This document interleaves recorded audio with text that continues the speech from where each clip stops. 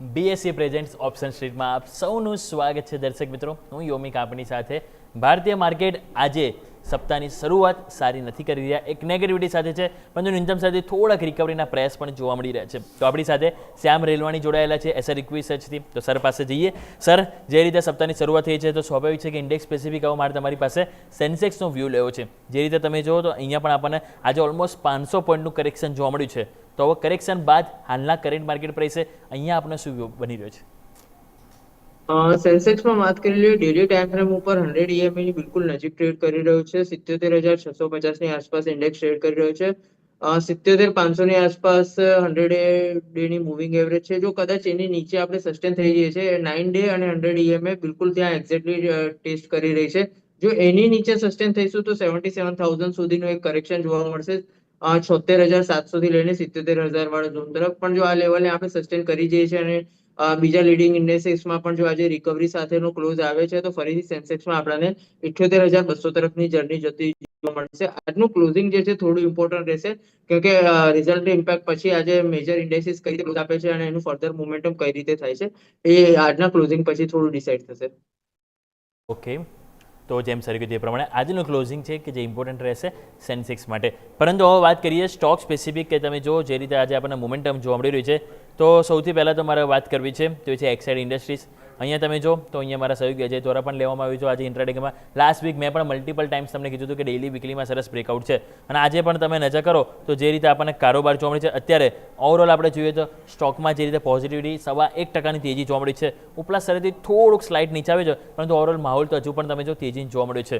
તો Exide industries, sir અહીંયા કઈ રીતે ચાર્ટ સેટઅપ જોઈ રહ્યો છો? કરંટ માર્કેટ પ્રાઇસ છે, અહીંયા કોઈ સલાહ બની છે લોંગ કરવાની સર, ફ્યુચર કે ઓપ્શનમાં? એક્સાઇડ ઇન્ડસ્ટ્રીઝ ચાર્ટ સેટઅપ બહુ જ સરસ છે. લાસ્ટ વીક મેં પણ તમને સાંભળ્યું હતું, તમે કવર કર્યું હતું. ઉપરની તરફ અગર જોઈએ તો હવે 470 સુધીની જગ્યા બિલકુલ ખાલી છે સ્ટોકમાં. અહીંથી 30 રૂપિયા સુધીની જર્નીની જગ્યા છે. પણ ઓલરેડી જે રીતે 2 દિવસથી મોમેન્ટમ કરી ચૂકી છે, ફ્રાઈડેના દિવસે પણ સારું મોમેન્ટમ જોવા મળ્યું, આજે પણ સ્ટોકમાં 5 રૂપિયાની તેજી જોવા મળી છે. એટલે થોડું ડીપ કદાચ આવે. એકચ્યુઅલ એનું બ્રેકઆઉટ વાળો એરિયા હતો 420 430. અત્યારે સ્ટોક 440 ની આસપાસ ટ્રેડ કરી રહ્યો છે. જો કરેક્ટિવ મોડમાં 4-5 રૂપિયા નીચે મળે, 435 સુધી કદાચ સ્ટોક મળે છે. આજનો જે 433 70 ની આસપાસના છે, એ લેવલની આસપાસ મળે છે તો ફરીથી નવી એન્ટ્રી કરવી હોય તો પણ કરી શકાય. કોઈની પાસે હોલ્ડિંગ હોય, ઓલરેડી એક્ઝિસ્ટિંગ પોઝિશન હોય તો 470 સુધી ડેફિનેટલી હોલ્ડ રાખી શકાય. ઓકે, તો આ રીતે એક વ્યૂ બનતો જોવા મળે છે. જેમ સર કીધું એ પ્રમાણે આપણે ધ્યાન પર જરૂરથી રાખીશું. નેક્સ્ટ કાઉન્ટર સર, હવે વાત કરવી છે મારે અહીંયા જે રીતે મોમેન્ટમ જોવા મળ્યું છે. તો સર એક વખત આઈસીઆઈસીઆઈ બેંક વાત કરી લઈએ, કારણ કે આપણે એચડીએફસી, કોટક ને બધી તો વાત કરી લીધી છે. તો એક વખત સર આઈસીઆઈસીઆઈ બેંક પણ નજર કરી લો. અહીંયા પરિણામ આપણને ખ્યાલ છે કે સર જે રીતે પરિણામ જોવા મળે છે બહુ સરસ હતા, પરંતુ અહીંયા કહેવાના બાકી બેંકોના કારણે થોડો ફેવર ઉપલા સ્તરથી પ્રોફિટ બુકિંગનો જોવા મળ્યો. હવે પ્રશ્ન એ થાય છે કે કરંટ માર્કેટ પ્રાઇસે શું અહીંયા નવી ખરીદી કરવી હોય, ફ્યુચરમાં અગર લોંગ કરવું હોય તો કરી શકાય? નવું લોંગ કરવા માટે 1432 થી લઈને 1444 વાળો એરિયા છે, સારો એરિયા છે. યસ. 10 રૂપિયાની આસપાસ જો કદાચ મોમેન્ટમ સાથે સ્ટોક બીજું કરેક્ટ થાય તો આપણે ડેફિનેટલી નવા બાઇંગ માટે પણ ધ્યાન રાખી શકીએ. નીચેની તરફ એ વખતે આપણો એસએલ રહેશે 1415 1418 વાળો ઝોન. ઉપરની તરફ આજના જે હાઈ છે 1480 ની આસપાસના, 1482 વાળું એક ઓલરેડી હર્ડલ વાળું ઝોન હતું, એક્ઝેક્ટ ત્યાંથી થોડું રેઝિસ્ટન્સ લીધું છે.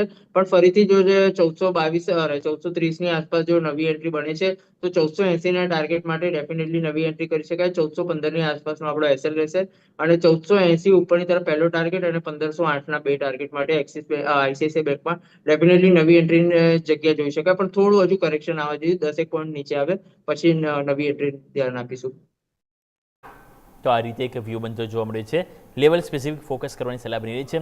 થોડુંક આઈટીની વાત કરી લઈએ તો અહીંયા તમે જો સિલેક્ટિવ સ્ટોકમાં જબરજસ્ત મોમેન્ટમ જોવા મળી છે.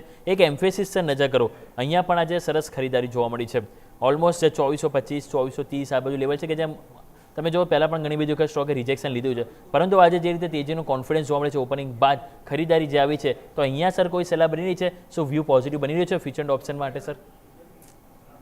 એમ્ફેસિસમાં પ્રીવિયસ જે સ્વિંગ હતા એ 2478 ની આસપાસ હતા, એટલે 2450 ની આસપાસ સ્ટોક ઓલરેડી ટ્રેડ કરી રહ્યો છે. 20 રૂપિયાની આસપાસ બીજી તેજી થઈ જવા દઈશું, એની ઉપર ડિસાઇસિવલી ક્લોઝ આવે પછી નવી ઓકે. એન્ટ્રી માટે જઈશું. એક્ઝેક્ટ અત્યારે 200 EMA પણ જે છે 2480 ની આસપાસ જ છે, 2450 ની આસપાસ જ છે. તો આ 20 રૂપિયાનો બેન્ડ જે છે થોડો કદાચ સાઇડવેઝ બિહેવિયર બતાવી શકે, કન્સોલિડેશન બતાવી શકે. નો ડાઉટ સ્ટોક જે છે નીચેથી રિવર્સલની પેટર્નનું કન્ફર્મેશન આપતો હોય એ રીતનું બિલકુલ પેટર્ન ડેવલપ થઈ રહી છે. પણ 2478 ની આસપાસ એક વખત ક્લોઝ આવે એની ઉપર નવી એન્ટ્રીનું ધ્યાન આપીશું. 2478 ની ઉપર ક્લોઝ આવે છે તો આપણે 2540 અને 2610 ના બે ટાર્ગેટ માટે નવી એન્ટ્રી કરી શકાય. અત્યારે નહીં, થોડું એવોઇડ કરીશું, 10-15 રૂપિયા ઉપર બીજું સસ્ટેન થઈ જાય પછી. તો જેમ સર કીધું એ પ્રમાણે હાલ થોડુંક અવોઇડ કરવાની સલાહ બની છે. 20-30 રૂપિયા ઉપર આવી જાય, સેટલ થઈ જાય, ઉપર ક્લોઝિંગ આપે, કન્ફર્મેશન મળે, એ બાદ અહીં આપણે વ્યૂ પોઝિટિવ બનાવીશું. નેક્સ્ટ કાઉન્ટર સર, હેવી દિગ્ગજ કંપનીના પણ પરિણામ હતા. રિલાયન્સ, તો અહીંયા પણ સ્વાભાવિક છે કે ઓપનિંગ તો 5% નેગેટિવિટી સાથે થઈ, પરંતુ ઓપનિંગ થતાં જ તમે જુઓ તો સ્ટોકમાં એક મોમેન્ટમ પોઝિટિવિટી જોવા. અત્યારે આપણે જોઈએ તો રિલાયન્સમાં આપણને ફ્લેટ કારોબાર છે, પરંતુ એક ટાઈમ હમણાં 1% તેજી આપણને રિલાયન્સમાં જોવા મળી રહી હતી. તો પોસ્ટ માર્કેટ અહીંયા કોઈને પોઝિશન બનાવી હોય તો બનાવાય છે રિલાયન્સ માટે? રિલાયન્સમાં આપણે ઘણા ટાઈમથી જોઈએ છે 1305 થી લઈને 1340 વાળી બેન્ડમાં બહુ સમયથી અથડાઈ કરે છે. નીચે કદાચ જાય છે તો પણ 1270 ની આસપાસથી બાઉન્સ લે છે, પણ 1340 ની ઉપર વધારે ડિસાઇસિવલી આપણને એવા ક્લોઝ જોવા મળ્યા નથી. આજે પણ જોઈએ તો 1345 સુધી એટેમ્પ કરીને સ્ટોક ફરીથી એ જ રેન્જમાં આવવાનો ટ્રાય કરે છે. જો 1340 ની ઉપર સ્ટોક ક્લોઝ આપી દે છે તો 1368 અને 1390 ના બે ટાર્ગેટ માટે ડેફિનેટલી લોંગ કરી શકાય. રિલાયન્સમાં એક્ઝિસ્ટિંગ પોઝિશન હોય તો નીચેની તરફ પણ બહુ ઘટાડાવાળી જગ્યા લાગતી નથી. નીચે 1300 ની આસપાસ સારો સપોર્ટ વાળો એરિયા છે. નવી એન્ટ્રી 1340 ના કન્ફર્મેશન પછી લઈશું અથવા 1300 ની નજીક કરીશું. તો અહીંયા જેમ સર કીધું નવી ખરીદી માટે 1300 લેવલ છે કે જેને આપણે ઇમ્પોર્ટન્ટ અહીંયાથી આપવું જોઈએ. નેક્સ્ટ આવો વાત કરીએ તો જે રીતે મોમેન્ટમ જોવાનું છે, એક વખત સર મારુતિ પણ વાત કરી લઈએ. ઓટો કાઉન્ટરમાં આ પણ સ્ટોક છે કે જે સતત કહેવાય ને હવે એક સેલોન રાઇસ જેવું બનતું જોવા મળ્યું છે. થોડુંક વધારે આવે, પ્રોફિટ બુકિંગ આવે છે. હાલ આપણે જોઈએ તો 13,600 ની આજુબાજુ જે કારોબાર જોવા મળ્યું છે. શું અહીંયા કોઈ ફરીથી ફ્રેશ કોઈ કરવી હોય પોઝિશન તો બનાવી શકે? આજના મંદીને કઈ રીતે જોવું જોઈએ સર? મારુતિ એક ટ્રેન્ડ લાઇનના સપોર્ટને ધ્યાન ઇમ્પોર્ટન્સ આપીને વારે ઘડીએ બાઉન્સ કરતો રહ્યો છે. એમાં આપણે હાયર હાઈ વાળી પેટર્નમાં જે છે ધીમે ધીમે આગળ વધે છે. એપ્રિલ 2026માં જે 12,200 ની આસપાસના લેવલ કર્યા હતા ત્યાંથી નવી સ્વિંગ ઉપરની તરફ બનાવી હતી 12,900 13,000 વાળા ઝોનમાં. હવે જે સ્વિંગ બનાવી છે 13,500-600 વાળા ઝોનની આસપાસ છે.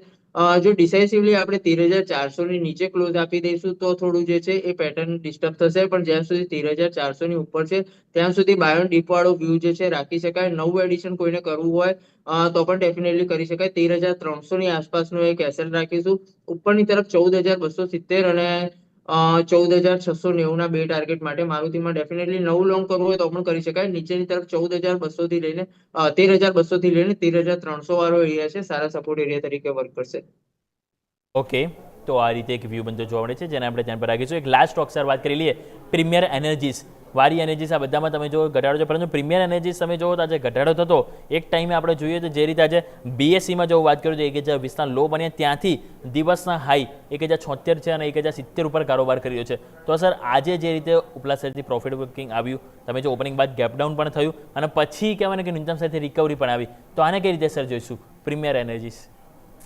પ્રીમિયર એનર્જીમાં આપણે 990 ના લેવલથી આપણે પણ કવર કર્યો તો ઉપર 1,100-1,150 ના બે ટાર્ગેટ માટે. સ્ટોકે તેના પછી 1,135 સુધીનું મોમેન્ટમ કર્યું હતું. આજની જે કેન્ડલ છે સ્ટોકમાં ઉપરની તરફથી કરેક્શન વાળી જે છે, પણ નીચેની તરફ સપોર્ટ પણ સ્ટોકે સારો એવો લીધો છે. અત્યારે 1,070 આસપાસ સ્ટોક ટ્રેડ કરે છે. જો આના લો ડિસ્ટર્બ નથી થતા 1,020 ની આસપાસ વાળા જે છે તો સ્ટોક ફરીથી નવી સ્ટ્રેન્થ સાથે 1,160-1,170 વાળા લેવલ તરફ એપ્રોચ કરતું જોવા મળશે.